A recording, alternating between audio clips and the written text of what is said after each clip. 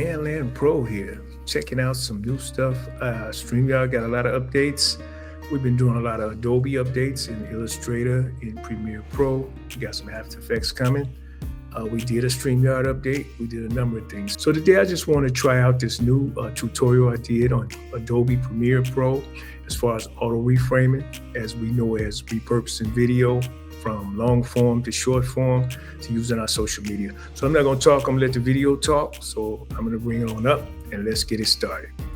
Okay, so here we are in Adobe Premiere. I'm going to show you two ways to auto-reframe to bring this down to a 16:9 from long form in order to use on social media.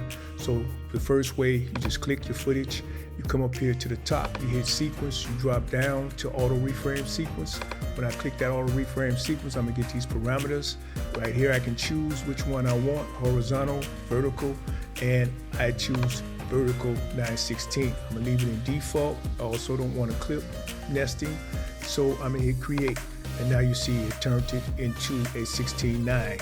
And once it turned into a 16:9, you're gonna get some parameters over here in your effects control panel where we normally do our work, and you'll see you got a drop down menu right here for auto reframe, and you got some parameters in here.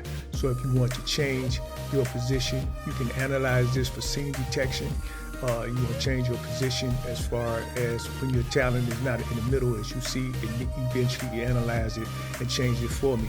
So also, if you wanted to have in and out points, say I want this to be my end point, I would click here and then I go down the timeline a little more. Say at that point I want to be my out point, and I want to export that as a short to go to YouTube or to go to Facebook or TikTok or Instagram, and then I would export that out. So I can have an hour-long movie and I can repurpose it right here in Adobe Premiere. So that's one of the ways to do it. The other way to do it would be to also click on your clip, come over here in your menu over here, as far as your project menu, click on sequence, right click, and you'll get the same parameter down here, auto reframe sequence right here that you got up top. So those are the two ways to auto reframe in Adobe Premiere.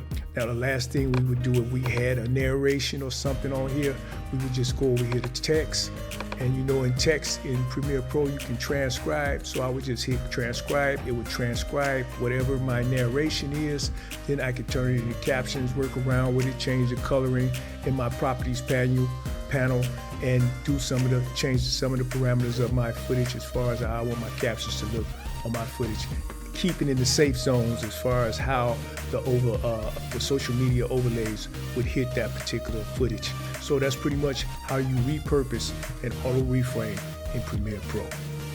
Okay, so that's pretty much it. How you repurpose or reframe or auto reframe your footage in Premiere Pro, so you can turn it into social media shorts for YouTube, for Facebook, for TikTok, Instagram, and you can also transcribe or do some of those amazing things with captions that you see a lot of different programs do. Hey, my name is Dan Pro, YouTube.com, Steppers Express. Make sure you hit that subscribe and that like button. Till next time.